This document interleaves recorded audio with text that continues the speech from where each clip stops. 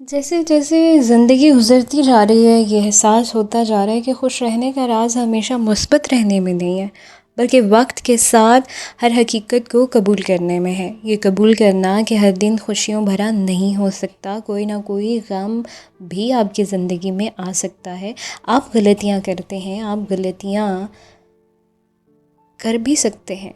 गलतियाँ आपका पीछा करती हैं, आपको पछतावे होते हैं, आप नाकाम हो जाते हैं, आपको लोग छोड़ जाते हैं या आपको किसी को छोड़ना पड़ सकता है। जब आप पर हकीकत को कबूल करने का ज़िंदगी में हुनर आ जाएगा ना, या जब आप पर हकीकत को कबूल करके ज़िंदगी गुजारने का फ़ैसला कर लेंगे, तो आपकी ज़िंदगी एक इत्मीनान की सिमत चल पड़ती है।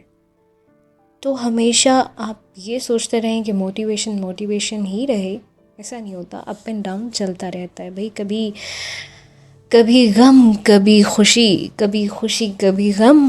तो फिर हम हैं आपके संग।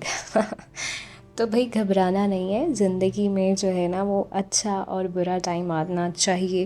मेरे ख़्याल में हम बुरे टाइम से बहुत कुछ सीखते हैं और अच्छा टाइम सिर्फ़ और सिर्फ हमें या तो जैसे कहते हैं ना कि एक ऐसे रूप में ले जाते हैं कि जिसमें सिर्फ हम अपनी खूबियाँ देख रहे होते हैं, खामियाँ देख नहीं पाते।